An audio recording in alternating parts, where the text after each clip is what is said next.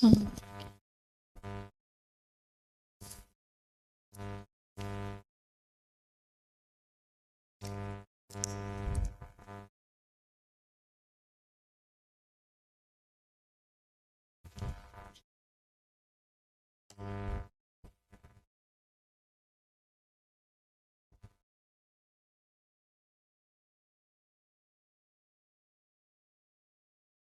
Dah, ada dah.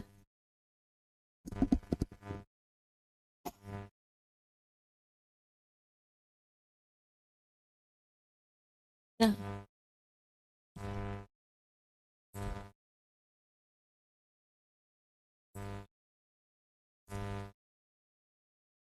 Baik, kita mulakan dengan Ummul Kitab Al-Fatihah. Bismillah.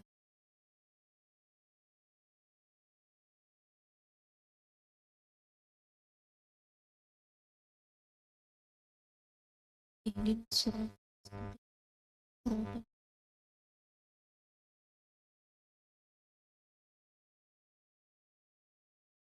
Amin amin ya rabbal alamin. A'udzu billahi minasyaitonir rajim. Bismillahirrahmanirrahim. Assalamualaikum warahmatullahi wabarakatuh. Alhamdulillah, alhamdulillah, alhamdulillahi rabbil alamin. Wassalatu wassalamu ala rasulil amin wa ala alihi wa sahbihi ajma'in wa man da'a bida'watihi ila yaumiddin. Qala rabbi shrah li sadri wa yassir li amri wahlul 'uqdatam min lisani yafqahu qawli yafqahu qawli amma ba'd. Alhamdulillah, segala puji bagi Allah, kita bertemu pada hari ini 20 Mac bersamaan dengan 20 Syaban, kan? InsyaAllah dalam uh, berapa hari lagi? 2 hari lagi, kan? Kita akan menjumpa dengan tetamu yang sangat istimewa yang dinanti-nanti oleh semua orang yang beriman. Itulah yang namanya Ramadan, kan? Ikut kalender Khamis, kan? Tak ikut kalender tak tahu. Biasanya kalender tak? Kat Malaysia ni ikut kalender, kan? Dia ada kaedah untuk menentukan anak bulan, bulan Ramadan, kan? Ada yang kaedah tengok anak bulan dan ada yang kaedah ikut takwim. Dan memang kita tengok anak bulan juga, kan, setiap nak masuk Ramadan. Dan saya ingat masa zaman kanak-kanak dulu, malam pengumuman tu kita orang berlumba-lumba nak teka-teki, kan. Satu keluarga semua pakai teka, kan. Esok lusa, esok lusa. Dah tua-tua ni baru tahu, rupa-rupanya tengok kalender je. Kan. Masa kecil-kecil lu ingatkan betul-betul tengok bulan saja, kan. Jadi tu apa, antara antara kenangan-kenangan nak masuk Ramadan ni, ada banyak benda yang istimewa dalam bulan Ramadan yang kita boleh bawa dalam keluarga kita, yang menyebabkan ketibaan Ramadan tu jadi satu yang sangat indah, gitu. Jadi satu yang sangat-sangat dinanti. Siap dah, peti ais penuh dah. Biasa je, eh. Biasanya weekend terakhir sebelum Ramadan penuhlah shopping mall, kan, untuk memenuhkan peti ais kita, sebab duk berasa macam tak keluar dah bulan Ramadan ni, kan. Tak pergi dah pasar raya, kan, nak beli barang bulan Ramadan, kan. Walaupun hakikatnya nanti habis pergi lagi.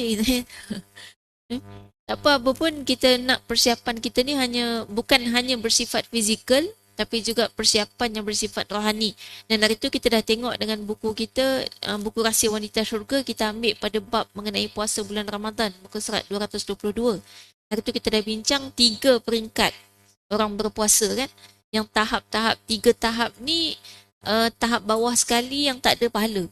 Dan tahap golongan awam yang hanya puasa dengan dapat tahan, dapat lapar dan dahaga sahaja, tak ada pahala puasa. Baik, dan kita dah tengok untuk dapatkan pahala puasa, tips pertama paling utama ialah tinggalkan maksiat. Cerita tambah ibadah tu cerita kemudian. Maknanya tambah baca Quran, kan, banyakkan sedekah tu, itu kena lebihkan, tapi kena fokus juga kepada meninggalkan maksiat. Kan? Sebab kalau kita tambah amal ibadah tapi maksiat tak tinggal, tak ada makna juga. Kan? Puasa tu tak ada pahala juga. Dia adalah pahala sedekah. Misal katakan kita tambah sedekah, kita tambahkan solat kita, kan, kita buat solat tarawih, kemudian kita baca Quran. Dapat pahala baca Quran, dapat pahala solat sunat, dapat pahala sedekah. Tapi puasa tak jadi apa. Sebab maksiat masih jalan. Jadi maksiat tu memang kena tinggal. Jadi cumanya kita kata, adakah mampu kita menjadi manusia yang maksum? Kan? Bila tanpa maksiat ni maknanya maksum. Maknanya kita berpuasa dalam bulan Ramadan dan kita boleh tinggal sama sekali maksiat, tak buat dosa. Rasa-rasa boleh tak? Payah. Dan memang kita boleh kata tak boleh lah. Memang tak boleh. Sebab kita dah dibagi tahu tentang sifat manusia, iaitu al-insan la yakhlu anil khata' wan nisyan. Manusia tidak akan lepas daripada kesilapan dan juga lupa. Jadi maknanya memang kita akan terbuat juga dosa. Cuma yang kita disuruh ialah usaha sedaya mungkin tinggalkan. Yang boleh kita buat lah. Apa dia yang kita boleh buat untuk tinggal dosa? Contoh, dosa mengumpat. Kan? Dosa mengumpat, mesti ada sebab kenapa kita boleh mengumpat. Paling utama ialah sebab ada orang depan kita. Kan? Bila ada orang depan kita, baru kita bercerita pasal orang lain. Kalau duduk seorang-seorang tak mengumpat. Okey. Ada manusia di alam maya lah juga kan. WhatsApp, okey, WhatsApp, telefon. Maknanya ada manusia. Ada manusia lain gitu. Tak kira lah di alam nyata ke, alam maya ke, alam raib ke. Yang penting adanya manusia lain. Baik. Maka kalau dengan sebab tu kita elakkan. Kalau tadi kata telefon, jangan duk telefon orang yang memang kita kalau bercakap dengan dia memang tak ada benda lain. Tajuk memang gosip Kan? Kalau dengan dia memang ngumpat je. Kan? Memang tak kerti sembang benda lain. Bulan puasa tak usah telefon dia. Lepas tu, dia telefon. Dia pula telefon. Kan? Ujian. Silent lah handphone bulan puasa kan. Kan? Lepas tu bagi tahu kat dia, minta maaf lah bulan puasa saya silent handphone. Kalau tiba-tiba terangkat, itu rezeki. Tapi tak payah angkat lah. Dia kita kata kita mencipta, kita kan pandai cipta alasan kan untuk melepaskan diri daripada kesalahan. Jadi sama juga kita patutnya pandai untuk cipta alasan untuk mengelak daripada maksiat. Kan? Kita boleh buat alasan-alasan untuk kita sendirilah supaya kita tak buat maksiat. WhatsApp, WhatsApp grup mana yang paling banyak gosip? Kalau boleh kita leave bulan Ramadan. Lepas tu masuk balik. Kalau boleh leave terus lagi bagus lah. Kalau memang WhatsApp tu tak ada faedah. Kan kadang-kadang ada juga WhatsApp masjid. Tapi ini bukan masjid Imam Syafi'i lah. Dia WhatsApp masjid tapi isi dia gosip. Ada juga. Duk gosip sana, gosip sini, bawang sana, bawang sini. Sampai Pak Imam pun kena. Jadi maknanya kalau itu keadaan dia, kita cuba mengelak satu sudut. Mungkin kalau kita kata masih ada kebaikan dalam grup tu, kita ambil yang baik. Yang tak baik ni terbaca je terus berhenti, jangan sambung. Kena cari punca dia dan buang, elakkan punca tu, jauhkan punca tu. Kemudian kalau ada kadang-kadang mengumpat sebab ada orang, betul-betul ada orang depan kita. Siapa dia orang tu yang geng mengumpat kita tu? Tu kurangkan berjumpa dengan dia bulan puasa. Tu usaha kita lah untuk mengelakkan maksiat. Yang sebelum ni kita sebut pasal TV kan. TV kalau rasa tak boleh kawal nafsu, TV tu yang kena dikawal. Cabut plug kan, suruh orang lain sembunyikan plug. Lepas tu jangan pandai cari pula. Dalam rumah kita pandai cari. Kalau tak boleh juga, keluarkan, masukkan dalam bilik store sebulan. Hari tu ada yang tanya, bulan puasa je ke kena tinggal semua tu? Bulan tak puasa macam mana? Kita bagi tahu gini. Bulan puasa memang kita punya kaedah dalam hidup kita ni kan. Dalam beramal kaedah kita beramal, kita kena macam mendaki bukit. Jadi amalan kita tu kena semakin baik. Dari mula kita hidup sampai ke akhir hayat kita tu mesti makin baik. Dia tak boleh kata, dia kalau nak turun sikit, dia macam ni. Kalau kita nak naik, amalan kita bertambah, naik macam tu. Kalau kata nak turun tu sikit je. Lepas tu nanti naik balik gitu. Lepas tu turun sikit, naik balik gitu. Untuk kita naik amalan kita sepanjang masa tu, kita kata semakin baik sepanjang masa, itu mustahil. Memang mustahil. Sebab kita manusia. Dia ada graf. Graf setiap makhluk ni ada graf dia. Graf dia, kalau malaikat, dia punya amalan dia memang macam tu. Naik je, tak pernah turun. Lepas tu kalau setan, setan iblis, dia punya amalan turun sepanjang hidup dia. Kalau manusia, memang amalan dia naik turun. Cuma sifat naik turun tu yang kita nak kawal. Jadi kita tak mau naik turun yang macam ni. Dia ada orang dia naik turun, naik turun, naik turun, naik turun. Last sekali turun. Final dia teruk. Lagi teruk daripada asal dia. Yang tu kita tak mau. Kita tetap naik turun tapi naik turun yang lebih baik. Jadi maknanya kalau kita punya amalan naik turun tu, kita mula daripada sini kita naik.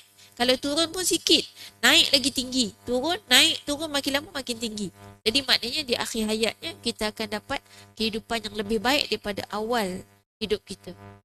Jadi itu graf dia. Jadi maknanya memang ada turun tapi jangan banyak sangat. Kan? Jadi maknanya itu konsep amalan. Jadi bila itu kita punya graf amalan, maknanya dalam bulan Ramadan dia biasanya kita ni manusia memang perlu kepada satu event tertentu untuk membuatkan kita semangat lebih. Jadi salah satunya kalau dalam bab ibadah, eventnya adalah Ramadan. Sebab tu kalau bulan-bulan biasa kita naiknya macam ni. Bulan Ramadan naik tinggi sikit. Jadi maknanya bulan Ramadan kita boleh tinggal terus TV. Bulan lain lemah sikit. Tapi nanti Ramadan akan datang boleh tinggal, lepas tu lama-lama boleh tinggal terus. Dia bukan isu TV tu salah kan. TV tu ada juga yang baik. Cuma maknanya rancangan-rancangan yang tak baik yang kita tonton. Jadi tu maknanya kaedahnya kita memperbaiki keadaan kita daripada yang telah lepas. Baik, itu usaha tinggal maksiat. Baik, lepas kita usaha sungguh-sungguh tinggal maksiat, lepas tu kita bertaubat. Jadi bulan Ramadan antara ibadah yang kita kena perbanyakkan ialah taubat. Dan taubat ni waktu paling afdal adalah waktu sahur. Waktu sahur ni bukan bulan Ramadan je. Bulan-bulan lain pun waktu sahur tu adalah waktu untuk kita banyak-banyak taubat. Dan taubat kita tu dengan lafaz istighfar yang special sikit. Taubat waktu sahur ni lafaz istighfarnya kita berbunyi. Apa dia bunyi dia? Itu yang orang nak sebut ni doa nak dapat Lailatul Qadar. Allahumma innaka afuwun karim tuhibbul afwa fa'fu anni. Ataupun Allahumma innaka afuwun tuhibbul afwa fa'fu anni. Itu kena banyakkan. Kan? Waktu sahur ni maksudnya dalam sekitar 15 minit sebelum subuh. Itu kalau kita biasa imsak lah, kita kata. Imsak ni masih lagi boleh sahur kan. Cuma sebaik-baiknya berhenti untuk kita bersihkan sisa-sisa makanan dalam mulut. Untuk kita siap sedia nak azan subuh. Tapi kalau sahur, kalau waktu imsak baru bangun, makan jugalah. Kan? Bukan kata tak boleh langsung. Baik, itu yang kita dah tengok. Dan hari tu kita berhenti di muka surat 224. 224. Mengenai dengan wanita kan, yang menjadi kenapa puasa Ramadan jadi kunci pintu syurga untuk wanita. Maksudnya dia special. Dia ibadah yang lebih bagi wanita yang lelaki tak dapat pahala macam tu. Kenapa? Hari tu berhenti kat sini sebab ingat tak apalah ni tak bincang tak apa. Patutnya kita tak jumpa dah sampai raya. Tapi dah hari ni ditakdirkan jumpa, kita sambung Kita sambung. Baik, kita tengok puasa sebeginilah yang akan memberi kesan. Muka surat 224 atas sekali akan memberi kesan kepada seluruh aspek kehidupan manusia, dan puasa ini jugalah yang dapat menjadi kunci syurga buat para wanita. Baik, ini maksudnya ialah puasa yang diterima di sisi Allah. Jadi puasa tu hanya akan jadi kunci pintu syurga kita wanita apabila puasa tu ada pahala. Jadi puasa golongan awam ni tak jadi. Dia setakat dapat pahala taat je. Dah, kan? Tapi tak dapat jadi kunci pintu syurga. Jadi kita nak sekarang buat puasa kita ni bagi ada pahala. Yang tadi kita kata kunci dia tinggal maksiat. Maksiat tu terdiri daripada yang kita bincang hari tu, mata, pandangan mata kita, telinga kita, lidah kita, perut kita. Perut kita pun banyak buat maksiat. Perut ni kan, dia buat maksiat. Kalau maksiat yang betul-betul haram dosa tu apabila dia memasukkan makanan ke dalam perut tu dengan makanan yang haram. Tapi ada banyak orang buat maksiat perut ni yang makruh tu sepanjang hidup. Yang makruh ni antaranya adalah makan berlebihan secara melampau. Pun maksiat. Ataupun makan terlampau sikit sebab nak diet pun maksiat. Salah. Menganiaya perut tu. Ya? Sederhana. Sederhana tu dengan maksud kata adalah pada kadar keperluan dia. Dan ikut keperluan dia. Jadi tak sama, keperluan kita semua tak sama. Walaupun kita kata ikut umur, tak. Sebenarnya lebih tepatnya ikut kita punya rangka badan. Dia tak sama. Laki perempuan tak sama, orang berumur dengan anak muda tak sama. Jadi maknanya kita kata kita makan pada kadar yang diperlukan. Dan kemudian makan sesuka hati, itu juga maksiat. Sesuka hati, apa yang kita rasa nak makan, kita makan. Tanpa kita memikirkan ini baik atau tidak untuk perut kita. Berapa banyak orang yang aniaya perut dia sampai membuatkan perut dia terpaksa dioperasi sampai satu umur. Disebabkan terlebih color contoh kan. Ada kan warna-warna pewarna kan? Yang kita duk makan sebab kita tengok cantik je makan. Cantik makan. Biasanya yang cantik ni ada warna lah. Yang warna-warni. Sebab tu risau saya tengok makanan kanak-kanak. Selalu dibuat warna-warni. Dan warna-warni tu memang warna yang sangat-sangat terang gitu kan. Itu semua merosakkan buah pinggang dia pada usia yang kecil. Yang masih kecil lagi. Ada seorang remaja, dia ni atlet, ahli sukan. Tapi meninggal umur belasan tahun sebab tiap-tiap hari dia minum air sirap. Warna tu. Saya tengok botol sirap yang botol tu lah kan. Botol yang beli tu lah kan. Kita tengok dia punya bahan dalam tu dia tulis yang biasa tu. Cuba tengok bahan dia. Pewarna, perisa, pengawet. Tu je. Sejak saya baca tulisan tu, tak ingat umur berapa. Rasa remaja gitu. Tak minum dah. Kecuali orang bagi. Orang bagi hidang depan mata, saya minum lah. Sebab dia sebenarnya kalau orang hidang kat kita, tak usah duk pantang sangat. Dia kena meraihkan, ada pahala lain. Jadi kalau yang makruh tadi disebabkan orang hidang, dia jadi sunat. Dia beza. Kan? Dia nak pantang ni sepatutnya masa kita duduk sorang-sorang. Masa kita ada pilihan, kita boleh memilih. Waktu tu kita pantang sungguh. Bukan waktu orang hidang. Kita terbalik ya. Waktu orang hidang, ni tak boleh pergi rumah orang. Semua tak boleh makan. Sampai orang tu jenuh tanya, boleh minum apa? Semua tak boleh. Gula tak boleh, susu pekat tak boleh, semua tak boleh. Air kosong tak sedap pula kan. Kan nak juga air sedap-sedap. Sekali kena hidang jus kurma, kena hidang mahal-mahal. Sebab semua pantang tak boleh. Tapi waktu duduk sorang-sorang, teringin beli habis. Air-air minuman macam-macam tu kan. Kala-kala tu. Tak, bila duduk sorang waktu tu lah pantang sungguh-sungguh.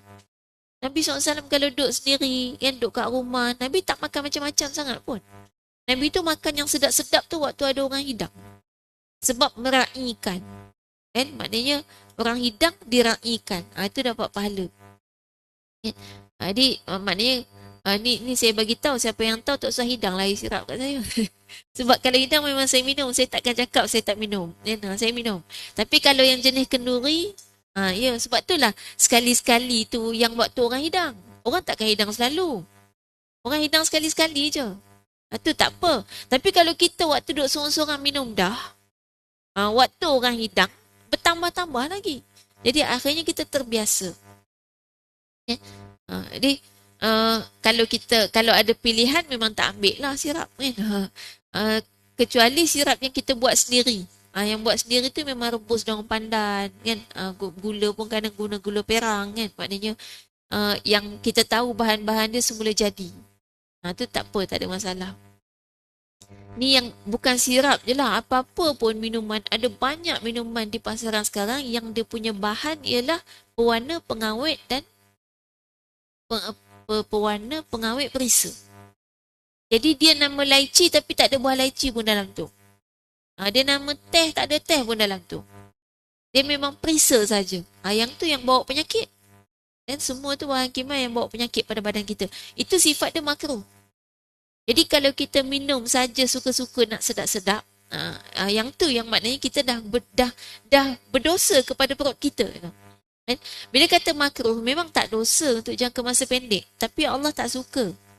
Kan? Dan kalau untuk jangka masa panjang, kalau sampai confirm akhirnya kita sakit dengan sebab sikap kita tadi tu, maka waktu tu kita berdosa.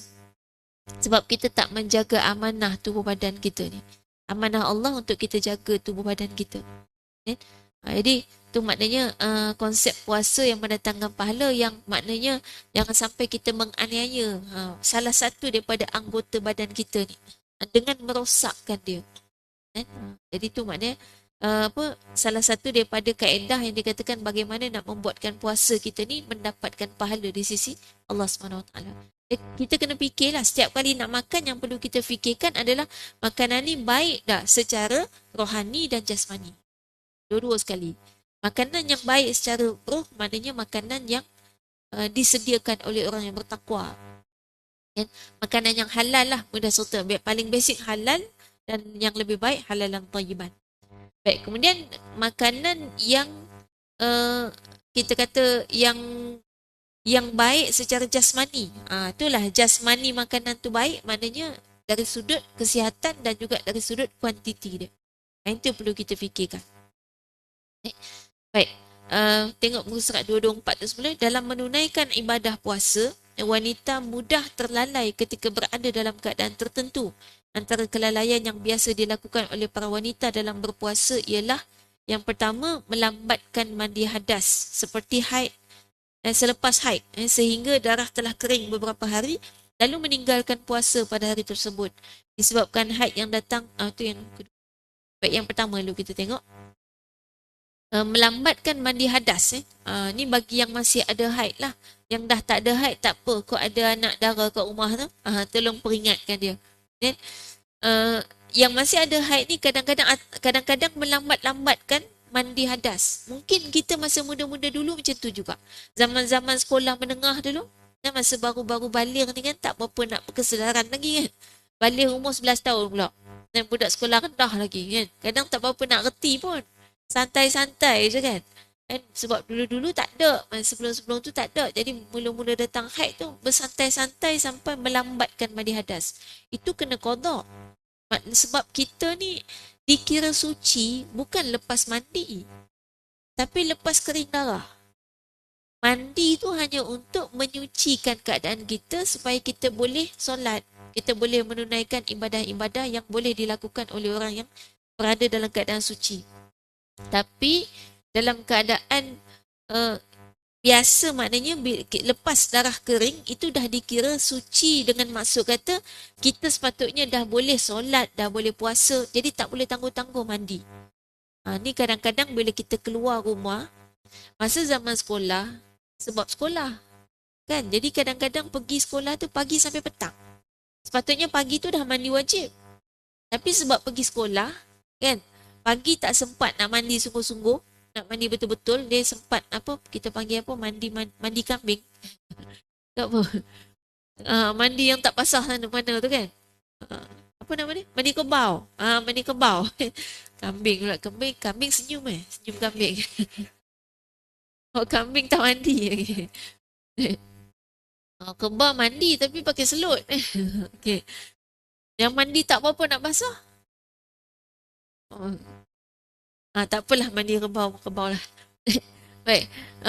Mandi yang tak apa-apa nak basah ni, mandi rebau kan. Okay. Sebab tak sempat nak mandi betul-betul. Dah bangun lewat. Kan budak sekolah, biasalah kan. Bangun lewat, lepas tu kalau nak pergi sekolah. Ataupun kadang-kadang pergi sekolah tak mandi. Kan. Jadi, kemudian duduk kat sekolah sampai petang. Yang sepatutnya dia dah solat dah hari tu. Jadi, subuh tak solat, zuhur tak solat, asar pun tak solat. Duduk sekolah sampai petang, tunggu ayah datang ambil sampai malam. Malam baru balik rumah. Lepas tu baru mandi wajib. Jadi maknanya sampai berapa waktu ditinggal? Subuh, zuhur, asar, maghrib pun tinggal. 4 waktu sehari tu dosa. Sebab itulah wanita ni Allah tempatkan dia dalam rumah. Salah satunya bila kita nak keluar rumah, itu kesulitan yang akan kita hadapi. Itu zaman sekolah. Serta zaman kerja macam mana? Siapa pernah mandi wajib kat pejabat? Kan? Padahal kadang-kadang kita kering daripada haid waktu zuhur tu. Kan? Zuhur dah kering. Tapi orang tak mandi wajib kat pejabat. Dia tunggu balik. Balik malam. Kan? Maknanya itu berulang-ulang selama puluhan tahun selama kita bekerja. Dia kita kata bukan kata apa takkanlah tak dimaafkan. Kita memang susah, memang sulit. Kita kata mesti Allah ampunkan kita, Allah maafkan sebab memang susah. Tak, dia gini. Kalau kita rasa susah sangat, pilihan yang ada ialah tak payah kerja. Kalau memang susah untuk melaksanakan kewajipan. Sebab yang wajib itu adalah menjaga solat. Kan? Yang wajib tu mandi wajib. Kerja tu sunat. Dia sekarang gini, disebabkan nak buat kerja sunat, kemudian kita buat dosa, maka yang sunat tadi tak dapat pahala dah. Kita berdosa. Kita bagi pilihan yang betul-betul realistik ya. Sama ada pilihan dia antara dua kan. Sama ada kalau memang kita tak boleh nak kawal kan. Maknanya kita tak pandai nak menjaga kewajipan kita, maka memang kerja tu jadi dosa. Sebab tu kerja wanita bekerja ada syarat. Maka kena berhenti walau dengan apa pun kesusahan. Sebab akhirat lebih penting. Tapi kalau nak kerja juga, sebenarnya bagi wanita, ketika kita berfikir untuk bekerja, kita dah siap sedia untuk bekerja, maknanya kita dah sedia untuk menjalankan kewajipan asas yang Allah wajib atas kita, ditambah dengan perkara sunat. Bekerja tu sunat. Maksudnya kalau kita keluar bekerja, kita dah sedia sepatutnya. Bukan kita fikir satu sudut je, kita kata yang penting aku nak kerja, nak cari nafkah, nanti kalau tak ada duit susah, tak cukup duit kat KL ni lagi lah kan, kos hidup tinggi. Kita hanya fikir satu sudut. Sedangkan dalam masa yang sama kita meninggalkan kewajipan-kewajipan kita yang lain. Yang memang tak boleh nak kata apa, memang dosa. Jadi kalau memang dah sedia nak keluar bekerja, maknanya kita dah siap sedia untuk usaha macam mana cara dia supaya kita dapat kekalkan diri kita ni tetap tidak berdosa di sisi Allah, tetap tak buat dosa. Dari segi nak tinggalkan solat, dari segi yang ada banyak juga wanita bekerja yang tak solat. Tiap-tiap hari jamak. Dia jamak balik rumah, dia solat juga 5 waktu sekaligus kat rumah. Ada ni, memang ada yang mengadu bagi tahu. Kawan dia duk buat macam tu kan. Dia kata bila dia tanya kawan dia pasal apa buat macam tu, kawan dia kata susah nak tanggal-tanggal make up kat pejabat. Dia make up sejam. Mana sempat waktu rehat. Dia make up kan muka je 5 lapis kot. Kan? Dia mula dengan dia punya foundation, lotion, shen tu lah kan. Kan apa benda lagi dah disapu kan. UV protection lah apa lagi kan. Semua. Sampai last sekali muka dia berkilau-kilau. Kan? Pipi pink kan. Nak buat pipi pink tu satu kerja lagi. Kan? Dia tak boleh sengit. Tak boleh pink sini besar, pink sini kecil kan. Dia kena sama. Itu makan masa. Mata lagi. Bulu mata dia kan. Nak wuduk kena cabut bulu mata. Kan? Tak boleh silap cabut. Nanti tercabut bulu mata sendiri. Kan? Lepas tu dah cabut nak kena pasang balik. Kan? Pasang balik bulu mata lama. Ada pula ketik-ketik bulu mata tu. Sama lah kita. Tak pernah agak. Cuma duk tengok lah. Adalah video-video orang duk buat tu kan. Dia kata ini kalau macam ni sampai ada lagi jam tangan pun. Rupanya ada satu set ni mainan kanak-kanak, tapi saya jadi terfikir agaknya ni ada orang dewasa buat. Jam tangan tu satu kotak, jam dia satu je. Tali dia banyak. Warna-warni tali dia. Jadi saya pun fikir ini mungkin ada orang dewasa pakai ni yang menyebabkan dia bersiap makin lama. Sebab nak pilih tali jam yang set dengan baju. Jadi dia ambil tali jam ni letak kat baju dia kan. Tak sama. Ambil lagi. Tak sama. Ambil lagi tak sama. 15 minit pilih tali jam saja. Kan? Color baju. Nak color mata, dia punya kelopak mata tu kena sama dengan baju juga kan. Kan? Itu lama. Jadi akhirnya tak solat. Sebab susah nak buat semua tu. Kan? Dengan nak bawa alat-alat make up dia tu satu beg dah. Kan? Kadang satu beg tak cukup, 2 biji beg. Kan? Untuk bawa benda-benda tu saja. Kan? Ada pula tertinggal satu barang. Kan? Dia punya blusher tertinggal. Habis tak boleh pakai. Kan? Jadi maknanya complicated untuk make up sampai akhirnya meninggalkan kewajipan solat. Dan memang ada ni berlaku. Dan ada juga yang maknanya sebab dia risau kalau solat dekat surau tu, kapet tu ada bakteria-bakteria, nanti kulit dia rosak. Dia tak mau sujud kat situ. Kan? Ada macam-macam. Jadi ini semualah yang kita kata wanita keluar rumah saja, bukan hanya bekerja lah, keluar je dia ada banyak syarat. Sebab salah satunya untuk jaga agama kita. Nak jaga solat, nak jaga ibadah kita kan, supaya tetap terjaga. Jadi inilah serta dia yang kata kadang menangguh-nangguh mandi wajib ni bukan saja-sajalah. Memang ada kes pun. Kan? Kes kerja, sekolah ataupun pergi mana-mana kan. Kadang mungkin shopping pun ya juga. Shopping pagi sampai ke malam kan. Cari baju raya kan. Dah siap dah baju raya. Dan sebelum raya, sebelum puasa. Sepatutnya. Sebaiknya sebelum puasa. Order. Sekarang boleh online senang kan. Beli online tak payah fikir dah. Tapi ada orang dia tak mau beli online tak pegang kain ni. Tak boleh pegang kain nanti tak selesa. Dia kan sunnah baju raya ni sekadar baju pakaian yang membuatkan kita gembira pada pergi raya. Jadi dia bukan mesti baru. Asalkan kalau ada baju kita yang elok lagi, yang kita rasa suka sangat dengan baju tu pun okay. Yang penting sunnah pagi raya tu adalah bergembira. Kita happy. Dan ada orang beli baju raya, lepas tu pagi raya makin sedih. Sebab baju raya dia kena gunting dengan cucu. Dan sedih dia tu berlipat kali ganda sebab baju baru. Kan? Jadi, tu maknanya kita kata kaedah kita nak menyambut raya tu dengan menggembirakan hati kita. Baik, inti yang pertama kenapa wanita boleh lalai daripada berpuasa ni disebabkan melewat-lewatkan mandi hadas. Baik, yang kedua disebabkan haid yang datang pada setiap bulan, maka wanita sering menunda-nunda masa untuk menggantikan puasa yang telah mereka tinggalkan sehingga menjelang bulan Ramadan pada tahun berikutnya. Ini masih lagi punca daripada haid. Sebab tu kita kata orang lelaki tak mengalami benda ni. Orang lelaki tak mengalami masalah yang complicated dalam nak menjaga puasa. Orang lelaki kalau sampai tak puasa tu memang masalah dia. Dan memang dia masalah kedai mamak ke. Kan? Masalah dia tu tak tahan nafsu. Memang masalah dia lah. Tapi kalau wanita, memang ada masalah-masalah yang datang daripada kita kata circulation. Kan? Memang kita kata semula jadi. Memang Allah yang bagi. Jadi kita kena jaga lebih gitu. Jadi tadi lambat-lambat mandi hadas, tinggal puasa. Yang ni pula disebabkan haid juga lambat-lambat qada puasa.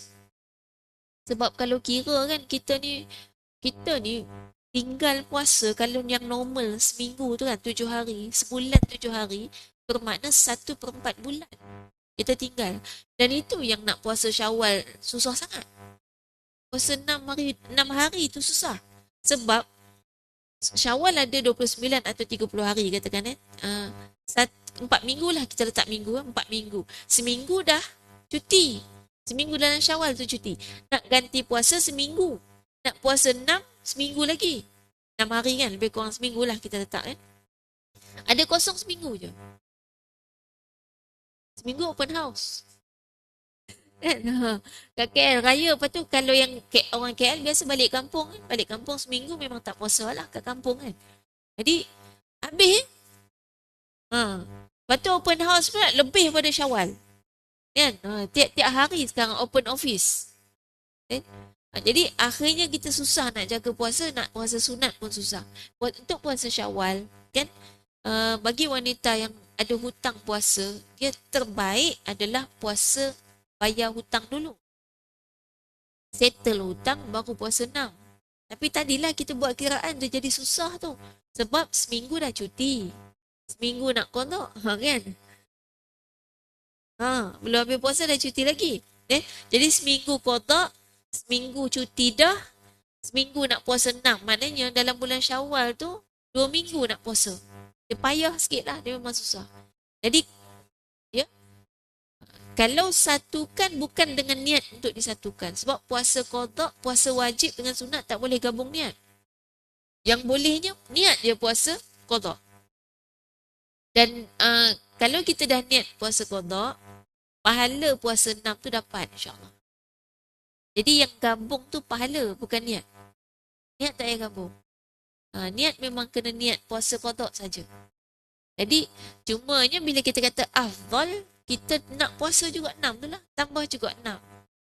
Tapi kalau tak tambah pun dapat dah pahala. Cuma tak sama lah kan. Kita pun tahu siapa buat lebih, lebihlah dapat. Kan? Tapi Allah Maha Penyayang dia bagi juga. Dia kan setiap puasa yang kita buat pada tarikh-tarikh tertentu kita akan dapat double pahala. Jadi misal kata bulan Syawal kita puasa qada hari Isnin. Kita puasa qada hari Isnin bulan Syawal kita dapat 3 pahala. Satu puasa qada, yang kedua puasa Isnin, yang ketiga puasa Syawal. Memang dapat tiga-tiga. Tapi bezalah dengan orang yang buat tiga-tiga. Asing. Dia macam kita kerja kan. Ada je kerja yang boleh buat 2 dalam 1. Income dia sama banyak dengan orang yang buat kerja banyak-banyak. Tapi dari segi hasil, kita kata hasil di sisi Allah dia tak sama. Siapa kerja lebih, dia lebih dapat. Dan juga tenaga badan kita ni, kalau guna tenaga lebih akan dapat hasil yang lebih baik. Manusia ni kan lagi banyak bekerja, lagi sihat. Kan? Yang banyak sangat rehat tu yang sakit. Kan? Sebab tu orang macam mana? Kurang makan pun sakit, lebih makan pun sakit. Jadi memang dia, manusia ni dah ada sistem badan dia dah. Semua kena buat ikut kapasiti. Kerja pun sama juga, ada istilah workaholic kan. Workaholic ni kerja je tak berhenti. Itu pun sakit juga. Tak boleh juga. Kan? Ataupun rehat je tak berhenti. Tak berhenti berehat. Itu pun tak boleh juga. Dia kena sederhana. Baik, itu menggantikan puasa tu yang banyak anak-anak muda ni lah biasanya kan. Tunggu bulan Syakban tahun depan baru nak qada balik puasa Ramadan yang lepas. Pasal dia leka tu dalam sebulan ada seminggu dah cuti. 3 minggu ni kadang dah rasa tak lama. Sikit lagi dah nak haid lagi. Malas dah nak puasa putus-putus. Kita nak sambung terus. Tunggu lepas habis haid. Lepas habis haid lupa. Kan? Lepas tu tunggu pula. Dan 12 bulan tu sekejap je. Kan? Dia tak terasa. Baik. Kemudian yang ketiganya bagi wanita yang mengandung. Wanita yang mengandung dan menyusukan bayi hampir sepanjang usia mudanya dan tidak berupaya menunaikan ibadah puasa, maka dia boleh meninggalkannya. Tetapi kadang-kadang mereka ini lalai dari membayar fidyah yang seharusnya dikeluarkan bagi menggantikan puasa yang ditinggalkan. Ini bila cerita mengandung dan menyusukan anak hampir sepanjang usia muda, ni maknanya produktif lah ni. Lepas beranak, ngandung. Lepas tu ngandung menyusukan. Lepas tu ngandung pula menyusukan. Tiap-tiap bulan Ramadan memang tak lepas. Anak 12 kan. Jadi 12 tu makna 24 tahun lah kan. 24 tahun tu tak berhenti. Dah menyusukan 2 tahun kan. Salim mengandung menyusukan. Salim mengandung menyusukan. Tiap-tiap Ramadan tu memang ada je lah tak lengkap puasa. Sama ada sebab tengah mengandung tak larat, ataupun memang tengah bersalin pantang, ataupun tengah menyusukan tak larat. Itu yang kita kata cabaran untuk wanita nak jaga puasa. Orang lelaki tak melalui ni. Dia tak ada kata penat lah hari ni menyusukan anak. Kalau orang lelaki kata dia menyusukan anak, maknanya dia buatkan susu pakai botol. Kan? Yang tu tak pakai tenaga mana kan, tak boleh kata sampai tak larat sebab buat susu anak, tak boleh kan? Ataupun dia kata penat lah orang mengandung kan? Tak ada, orang lelaki tak mengandung, dia hanya mengandungi mengandungi lemak di perut kan. Jadi maknanya bagi wanita memang ada cabaran ni, dan kadang-kadang disebabkan kita lalai sehingga akhirnya kan bila kata sepanjang tahun menyusu, bersalin, mengandung semua tu sampai akhirnya terlajak lah sampai ke tahun depan tak ganti, tak qada lagi puasa yang lepas. Dan ini banyak berlaku. Sampailah dah bercucu, dah settle dah kan, tak mengandung beranak menyusu dah, barulah tersedar. Banyak dah tinggal. Tak pernah ganti daripada anak sulung sampai anak nombor 12 kan. Kalau 12 lah. Kalau 15 lagi kan. Ada orang anak 15 kan. Saya ada saudara anak dia 15. Mak satu. Memang satu mak. Berderet tu. Kalau dia tengok TV tu kan, berderet tu macam wayang kan. 15 orang. Campur mak ayah 17. Maknanya kita kata cabarannya memang sampai kita kata bila lupa nak ganti kan, tak ganti lagi sampai Ramadan akan datang, dia kena fidyah. Fidyah pun lalai juga. Busy kan jaga anak. Kena tambah lagi. Fidyah ni dia ikut negeri. Ada negeri dia double-double, ada negeri tak. Dia ikut mazhab masing-masing. Jadi kalau kita nak tahu fidyah kita, sekarang senang ada kalkulator fidyah. Pernah ada seorang ni dia jumpa, dia minta saya tolong kira fidyah masa tu kan. Kata anak umur berapa? Dia kata ada 2 orang dia bersalin bulan puasa. Seorang umur 15, seorang umur 16. Tu dia. Berapa tahun dah? 15 tahun dengan 16 tahun. Kan masa tu kita ikut negeri dia memang yang kena ganda-ganda tu lah. Kira-kira nak dekat 3,000 dia kena bayar. Masa dia tanya tu dah bulan Syakban. Ya. Tu kita kata ikut mazhab, dan mazhab ni dia ikut negeri. Ada negeri pakai mazhab ni, ada negeri pakai mazhab. Jadi kita kena ikut negeri kita. Negeri. Jadi ikut negeri. Jadi cara ada sekarang tak payah duk tanya ustazah dah. Pergi tanya Google. Cari kalkulator fidyah. Tu cari negeri mana gitu. Kita kalau Selangor, kalkulator fidyah Selangor. Kalkulator fidyah wilayah. Kalkulator fidyah negeri, ikut negeri lah mana yang kita duduk.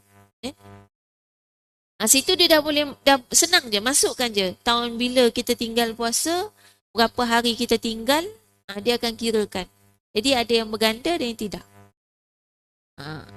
Tak boleh pilih ya. Selagi pilih negeri yang tak ganda lah. Tak diikut kat mana kita duduk. Baik. Bila kira-kira yang kes tadi ni nak dekat 3,000 dia kena bayar. Yang kesiannya pasal masa tu tinggal berapa hari lagi nak masuk Ramadan. Lepas tu dia ni tak kerja. Suami seorang kerja. Gaji suami 2,000. Macam nak bayar? Confirm masuk pula Ramadan tu. Masuk pula Ramadan tu kena tambah lagi. Kan? Tu maknanya untuk apa? Untuk fidyah yang kadang-kadang kita lalaikan. Walaupun kita kata sebenarnya fidyah ni suami yang kena bayar. Tapi sebab kita yang mengalami, suami selalu lupa. Dia mana ingat berapa hari tinggal puasa.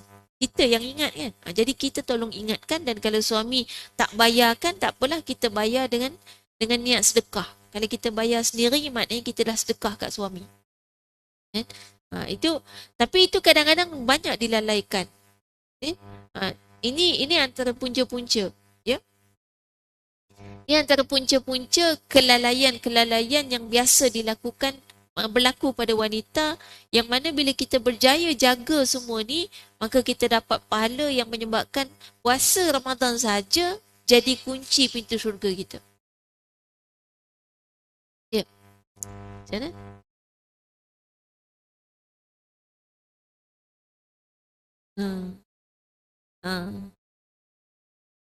Masa muda-muda tak pernah buat puasa 6. Bila dah berumur puasa 6.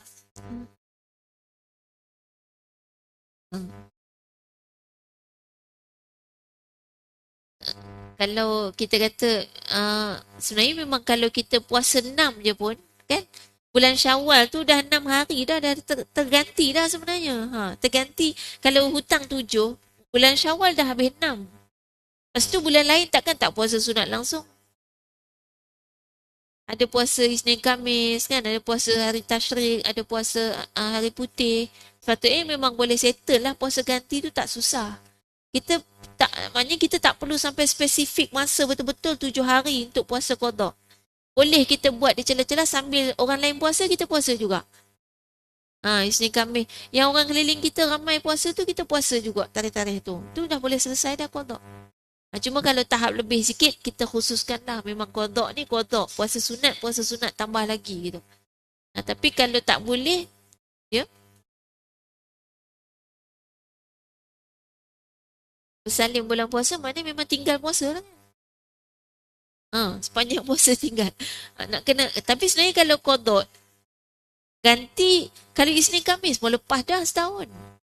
Kalau 30 kan, kalau ambil Isnin Khamis, sebulan dah dapat 8. Kan? 8 kali dengan 4 bulan, dah 32. Tapi tolak cuti-cuti lagi kan. Kita ambil lah 6 bulan. 6 bulan dah habis kalau puasa Isnin Khamis. Jadi intinya gini, bila kita tengok situasi ni, maknanya memang mencabar untuk wanita jaga puasa. Susah, bukan tak semudah orang lelaki. Orang lelaki jaga puasa, dia hanya perlu jaga nafsu dia. Tapi wanita ada banyak benda yang kita kena jaga. Dan kalau kita berjaya jaga puasa kita dengan keadaan yang susah tadi tu, maka sebab itulah puasa jadi kunci pintu syurga untuk kita. Dan puasa yang sama tak jadi kunci untuk orang lelaki. Sebab kepayahan tu. Jadi kita kena faham, susahnya kita itu ada ganjaran pahala. Tu tadi bila sebut sebab pergi kerja, lepas tu sampai mandi wajib lambat-lambat, lepas tu tak puasa sebagainya. Kita kata dah nak buat macam mana, memang susah. Dan kita jawab memang susah, tapi susah tu ada ganjaran. Susah tu kita dapat pahala lebih daripada orang lelaki. Lepas tu wanita sama juga pergi haji pun kita dapat ganjaran pahala sama macam orang lelaki pergi perang. Kan jauh beza tu perang dengan haji. Mungkin orang lelaki yang akan kata haji senang je. Kan setakat nak berjalan ke sana sini apa, nak pergi tawaf sa'i, apa yang susahnya? Nombor satu memang dia rasa senang sebab sudut tenaga fizikal dia memang jauh lebih kuat daripada kita. Jadi kalau kita nak faham, kita boleh tahu macam mana Adam dan Hawa turun ke dunia kan. Adam dan Hawa turun ke dunia di tempat yang berbeza. Hawa turun di Jeddah, Adam turun di India. Dan mereka bertemu di Jabal Rahmah. Kalau kita tengok dalam peta tu, Jabal Rahmah dengan Jeddah tu masih sekampung lah istilahnya kan.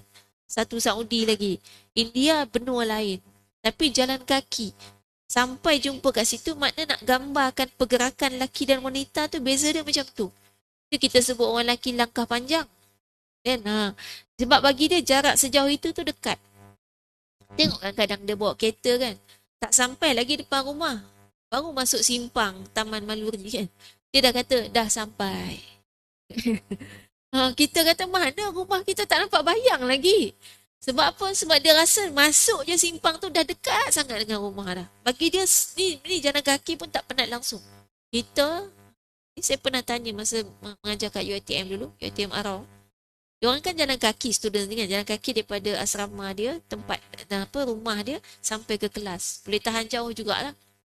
Dan kita kadang-kadang saya perhati cara pelajar lelaki berjalan dengan pelajar perempuan berjalan.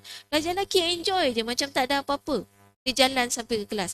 Pelajar perempuan tu berat lah nak angkat kaki tu, macam berat sangat. Sampai dalam kelas saya tanya, dengan jarak yang sama ni, pelajar lelaki penat tak sampai kelas ni? Okey je. Kan tak ada apa pun. Dia main bola lagi penat kan. Main bola lagi teruk pada tu. Pelajar perempuan macam mana penat? Memang susah dengan keadaan pakai kain lagi kan. Kain tu, nak lipas kain tu satu kerja tenaga kan. Yang lelaki dia seluar kan, jadi lebih luas langkah dia. Kadang-kadang pakai kain ni sangkut pula kain kan. Jadi tu pergerakan, dan memang cara berjalan wanita memang lebih susah daripada lelaki. Dari segi pergerakan kita tahu yang menyebabkan wanita punya langkah lenggok tu sebab susah jalan. Susah tu jadi lenggok. Sebab tu makin lenggok makin susah. Cara nak bagi makin lenggok, dia tinggikan kasut kan. Sebenarnya makin tinggi kasut makin penat kan jalan kan. Sebab tu lah maknanya kita kata sebenarnya teorinya makin penat jalan, makin susah nak berjalan, makin melenggok. Orang lelaki masa bila kita boleh nampak dia jalan macam tu? Dia jalan melenggok.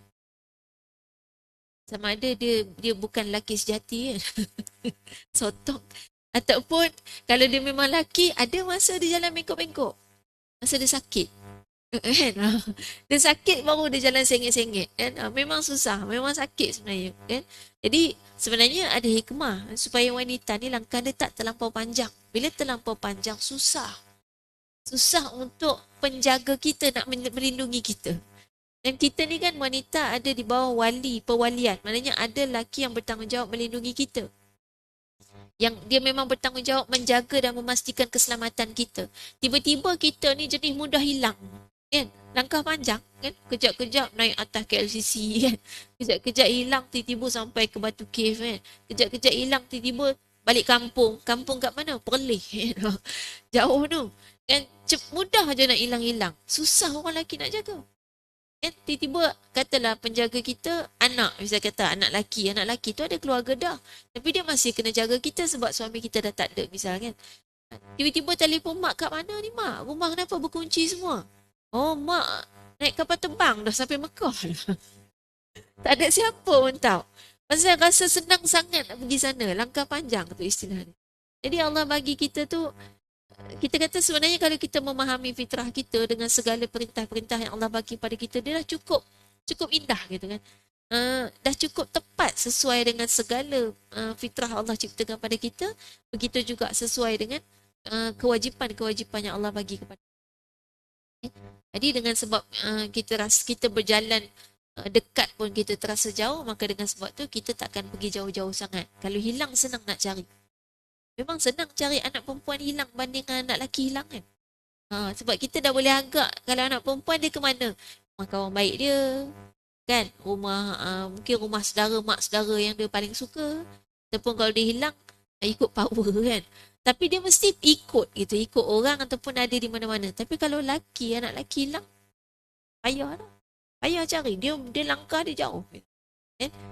Suami hilang tak payah cari. Memang susah nak cari.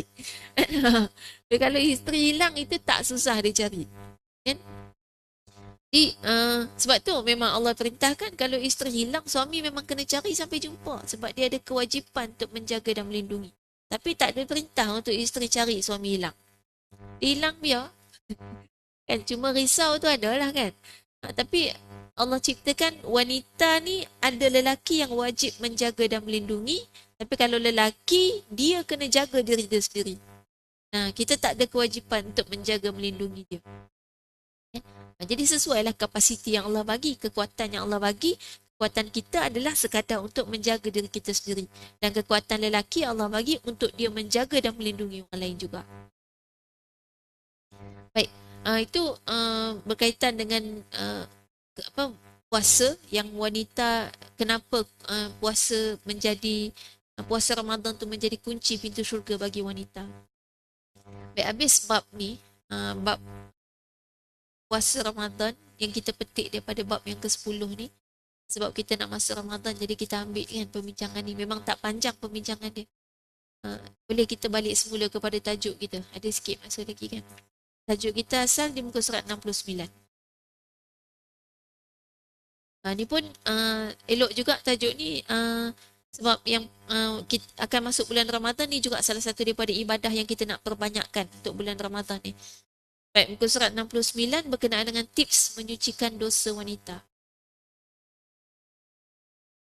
Baik, ini dalam bab yang ketiga mengenai dosa rutin wanita, iaitu dosa yang biasa wanita lakukan. Jadi, kalau ingat balik hadis yang panjang tu dulu, kita bincang, Nabi SAW ajar kepada kita dua ibadah yang boleh menjadikan kita selamat daripada menjadi di kalangan wanita yang banyak masuk neraka. Wanita banyak masuk neraka sebab dua dosa. Dua dosa tu adalah, ingat lagi, banyak melaknat, satu. Yang keduanya, kufur dengan nikmat yang suami bagi. Baik, kemudian wanita juga ada dua sifat. Lemah pada akal dan agama. Itu kita dah bincang panjang, dan Nabi bagi tips di awal hadis tu ada dua ibadah yang kita kena buat untuk membantu kita menjadi kita selamat daripada menjadi di kalangan wanita yang banyak masuk neraka ni. Dua ibadah tu ialah yang pertama sedekah. Ini bulan Ramadan kita nak banyakkan sedekah. Jadi dalam ni kita nak belajar mengenai dengan adab bersedekah. Muka surat 70. Dan yang pertama sekali mukadimah pada sedekah ni adalah hadis Nabi SAW yang menyebutkan idza matal insan inqata'a anhu amaluhu illa min thalatha, illa min sadaqatin jariyah aw ilmin yuntafa'u bih aw waladin salih yad'u lah. Apabila mati seorang insan, maka terputuslah amalannya melainkan tiga perkara: sedekah jariyah, ilmu yang bermanfaat, anak soleh yang mendoakannya. Hadis riwayat Muslim. Mungkin hadis ni yang selalu kita jumpa, selalu kita dengar, idza mata benu Adam, apabila anak Adam meninggal dunia.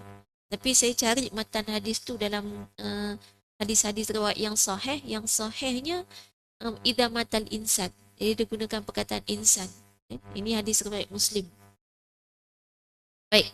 Jadi intinya seorang kaya, maka seorang yang kaya sebenarnya adalah seorang yang banyak memberi, sama ada dalam bentuk harta, ilmu, pertolongan, senyuman atau sebarang bentuk sedekah lain. Namun sedekah yang lebih khusus di sini tertumpu pada perkara yang paling sukar dikeluarkan oleh manusia, iaitu sedekah dalam bentuk harta. Sedekah harta ini mempunyai adab-adab dan keadaan tertentu yang menambah dan mengurangkan pahala seseorang di sisi Allah untuk memperoleh pahala maksimum dan penghapusan dosa paling berkesan. Maka adabnya perlu diraihkan dan dipelihara dengan baik. Ini antara adab sedekah. Baik, inti nak bagi tahu kat sini daripada hadis tadi. Kan? Sebenarnya kita perlu fahami, mungkin kita selalu faham 3 benda ni, sedekah, sedekah jariah, ilmu manfaat dengan anak yang soleh yang mendoakan. Ini 3 saham kita selepas mati. Yang mana pahala dia takkan berhenti sampai kita meninggal. Jadi kita pun dok kejar-kejar nak dapatkan 3 ni. Kan? Yang sebenarnya yang perlu kita lakukan adalah sebenarnya 3 ni adalah sifat orang kaya. Orang kaya, kaya ni apa? Kaya kan yang paling kaya adalah kaya hati. Sebab orang kalau kaya harta tapi tak kaya hati, dia takkan pemurah. Dia kena kaya hati juga. Jadi intinya juga daripada 3 perkara ni ialah kita kena ingat, kita kena berfikir untuk selalu memberi.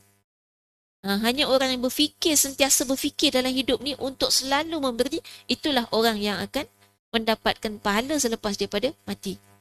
Tapi kalau kita ni dalam hidup duk fikir nak dapat, apa lagi kita nak dapat, apa lagi kita boleh dapat, kita duk fikir apa yang kita nak aje. Kan? Itu petanda kita tak termasuk dalam golongan yang boleh mendapatkan pahala selepas daripada kematian kita. Jadi kan konsepnya yang pertama sedekah jariah, sedekah yang mengalir pahala dia. Maknanya dalam hidup kita ni kita duk fikir nak bagi. Kemudian yang keduanya ilmu manfaat. Ilmu yang manfaat ni maknanya ilmu yang kita duk bagi ke orang. Kita duk sampaikan. Ilmu jangan simpan seorang-seorang. Kan walaupun kita bukan ustazah, tak apa. Kan sekarang, zaman sekarang lagilah banyak cara nak sampaikan ilmu. Zaman dulu mungkin kita fikir kalau kita tak pandai cakap, macam mana nak sampaikan? Sekarang tak payah bercakap, pakai tangan je kan. Ada WhatsApp, ada Facebook kan. Kita dah boleh forward. Ni kuliah kita ni pun ada live kan. Boleh forward. Saya livekan di TikTok juga, TikTok saya. Boleh tengok kat TikTok. Kalau nak cari, cari Uqafy. UQAFY. TikTok. UQAFY. Ustazah Quratul Ain Fatah Yasin. Itu ringkasan dia. UQAFY. Baik. Maknanya senang je lah, forward je lah kan. Share, forward. Itu pun dah termasuk kita menyampaikan ilmu. Jadi zaman sekarang kalau kata tak boleh nak sampaikan ilmu, tu kita kata kalau tak boleh nak sampaikan, maknanya tak buat apa-apa lah. Dia minimum kan yang kita belajar dalam kelas, balik nanti kita bawa kan kepada orang dalam rumah kita. Kita amalkan paling kurang supaya orang dalam rumah kita boleh nampak macam mana kita berubah setelah kita belajar ilmu. Dan tak sama dengan kita masa dulu zaman jahil. Zaman jahiliah. Kan? Baik, kemudian memberi juga dalam konsep anak soleh yang mendoakan. Jadi, sebab apa anak soleh yang mendoakan tu boleh bagi pahala pada kita selepas daripada kita mati? Dia syarat dia bukan anak nombor 1 dah. Syarat dia doa dulu. Doa, lepas tu soleh, lepas tu baru anak. Jadi kalau duk kejar ni nak kena ada anak ni, kalau tidak tak adalah yang ni, tak ada masalah. Ada banyak orang soleh yang masuk syurga tak ada anak. Kan? Contohnya Asiah isteri Firaun. Wanita paling satu daripada 4 wanita terbaik di alam ini, itu tak ada anak. Kan? Kahwin, ada suami, ada Firaun, kan? Dan dia tak ada anak. Tak ada masalah. Yang penting maknanya dalam hidupnya dia melakukan kebaikan-kebaikan. Jadi maknanya yang penting bagi yang ada anak, yang penting ialah anak itu soleh. Jadi sebenarnya dalam kehidupan dunia ni lebih banyak jumlah anak yang merosakkan mak bapak berbanding dengan anak yang membuatkan mak bapak masuk ke syurga. Jadi anak ni lebih banyak yang menjadi fitnah dan merosakkan agama kedua ibu bapa. Itu yang kalau kita dengar dalam cerita Nabi Khidir AS. Kan ada salah satu peristiwa Nabi Khidir bunuh seorang kanak-kanak kan? Bila Nabi Musa tak setuju kan, dia bercakap lah kenapa bunuh budak ni. Lepas tu Nabi Khidir, habis kesudahan dia tu, Nabi Khidir cerita kenapa kan, sebab dia buat setiap satu-satu perbuatan yang dia buat tu. Maka dia bagi tahu anak ni masih kecil dan dia nanti akan tumbuh dewasa sebagai anak yang kafir, sedangkan kedua ibu bapa dia adalah orang soleh. Dan anak ini akan merosakkan agama mak bapak dia. Maka lebih baik dia mati masa kecil. Sebab itulah kalau ada siapa yang anaknya meninggal masa kecil, Allah lebih tahu mungkin tu baik untuk kita. Kita tak tahu anak tu dewasa akan jadi apa. Boleh jadi dia anak yang akan merosakkan agama mak ayah dia. Yang paling rosak dalam hidup kita ni bila rosak agama. Rosak yang lain-lain tu bukan masalah besar lagi. Sebab tu kita kata kita kena ingat anak itu nikmat. Dan setiap kenikmatan yang Allah bagi bukan hanya anak. Apa sajalah mata, telinga, seluruh anggota kita, harta kita. Apa saja nikmat yang Allah bagi akan ada ujian. Lebih besar nikmat tu, lebih besar ujian. Macam orang misalnya kahwin. Kahwin nikmat dapat pasangan hidup.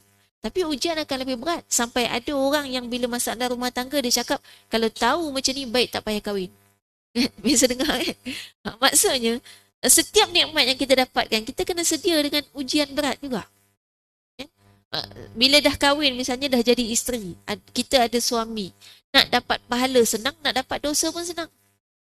Dulu kalau merajuk diam tak bercakap, tak berdosa. Lepas ada suami merajuk diam tak bercakap sampai suami terasa hati, berdosa. Kan sampai bukan takat suami terasa hati, suami tidak terlayan sampai lebih daripada 3 hari, berdosa. Maknanya sangat mudah gitu. Dulu duduk saja tak senyum, tak berdosa. Sekarang boleh jadi berdosa. Kalau sampai suami kata ni pasal apa pula dah. Sampai suami jadi susah hati tengok bini dia. Bini dia tak senyum, tak buat apa-apa, tak ada reaksi muka. Jadi baby doll kan. Ikut kan dulu-dulu jadi baby doll tak bergerak, muka tak ada reaksi, tu tak berdosa. Tapi bila dah kahwin berdosa. Sebab dia membuatkan suami jadi gelisah gitu. Maknanya itu setiap ada nikmat akan ada ujian. Sama dengan harta kan, kita nak mudah faham ginilah, orang kalau rumah besar maintenance lagi susah kan, kos lagi tinggi. Rumah kecil senang, rumah tak ada bilik senang. Tak payah fikir lampu berapa biji nak rosak sebab lampu rumah dia ada satu je. Tak payah fikir paip berapa banyak nak bocor sebab paip rumah dia ada satu je. Itu maknanya konsep kenikmatan yang seimbang dengan ujian yang Allah bagi pada kita. Jadi sebab tu bersyukur je dengan apa yang kita ada, itu dah cukup. Kita kata satu yang terbaik lah untuk kita. Makin tambah nikmat, makin juga tambah kepayahannya.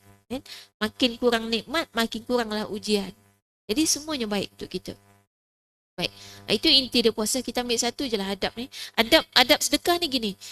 Kenapa kita perlu raikan adab ni? Sebab dengan adab ini akan membuatkan sedekah kita ada pahala. Kalau kita tak ikut adab ni, sedekah kita tak ada pahala. Jadi tak ada faedah. Yang pertama sekali ikhlas. Ikhlas ni mudah cerita gini. Kita buat bukan kerana sesiapa. Kenapa sedekah? Sebab Allah suka, kerana Allah suruh. Untuk jadi seorang mukmin yang baik. Lepas tu kalau tiba-tiba kita sedekah tiap-tiap hari, lepas tu ada orang kata kita ni kedekut baik. Tangkai jering. Tak pernah tengok pun kita sedekah. Padahal kita sedekah sembunyi-sembunyi. Tak nak orang tengok. Tapi sebab sembunyi-sembunyi lah orang tuduh kita hajah bakhilah. Akhirnya kita kata tak boleh jadi ni. Lepas ni kalau nak masuk duit dalam tabung, kena selfie dulu. Upload dekat Facebook. Barulah orang tak kata apa kat kita. Saya pernah memang pernah ada orang cakap dengan saya, dia kata, ni kalau buat apa-apa benda baik tu jangan senyap je. Saya heran lah, ni pertama kali ada orang cakap gitu. Habis kena bagi tahu ke orang ke? Dia kata, iyalah. Supaya tak jadi fitnah, dia kata. Dia kata bila awak selalu buat benda baik sembunyi-sembunyi, itu yang orang kata awak tak baik. Jadi kita pun masa tu muda lagi kan. Masa tu memang kita belajar buat benda baik sembunyi-sembunyi kan. Tiba-tiba ada orang cakap macam tu. Dan akhirnya kita pun kata mungkin kita ni tak reti kot. Saya kata macam ni lah, kalau rasa benda tu kena bagi tahu kat orang, bagi tahu kat saya. Sebab saya tak reti kata benda baik ni kena bagi tahu kat orang. Masa lama-lama bila fikir balik lah, dia lah yang salah yang suruh kita pergi bagi tahu kat orang tu pasal apa. Dan memang sepatutnya sembunyikan. Cuma bila sembunyikan memang kita akan menghadapi cabaran, orang tuduh kita macam-macam. Dan orang tuduh kita ni tak baik, orang tuduh kita ni kedekut, orang tuduh kita ni tak pernah tolong orang. Padahal semua kita buat sembunyi-sembunyi. Itu cabaran dia. Tapi kalau nak ikhlas, kena terima lah. Orang nak tuduh kita apa pun biar lah. Ke akhirat nanti dia menyesal. Jadi tu ikhlas kan. Dan yang lain-lain kita tengok kemudian lah, insyaAllah. Kalau kita ni nak masuk bulan puasa, sedekah ni memang kena tengok lah, raikan 7 daripada adab sedekah ni, balik boleh baca sendiri dulu. InsyaAllah nanti kita akan sambung untuk penjelasan huraian lagi. Berhenti pada poin yang kedua, surat 71. Selamat berpuasa, Ramadan Karim. Mungkin kita tak jumpa sampai raya lah. Hari ni takdirnya menggantikan Ustazah Nazirah. Kalau tidak memang tak main dah sampai raya. Kalau tak jumpa dah sampai lepas raya, selamat Hari Raya Aidilfitri. Maaf Zahir dah mati. Puasa pun dah lagi kan. Mudah-mudahan Ramadan kita kali ini Allah terima dan jadi Ramadan yang lebih baik. Doakan saya dan kita semua saling mendoakan untuk kita semua mendapatkan Ramadan yang lebih baik insya-Allah. Wallahu a'lam. Aqulu qouli hadza wa astaghfirullah wa lakum. Wassalamualaikum warahmatullahi wabarakatuh. Kita tutup dengan tasbih kafarah dan suratul nas. Bismillah.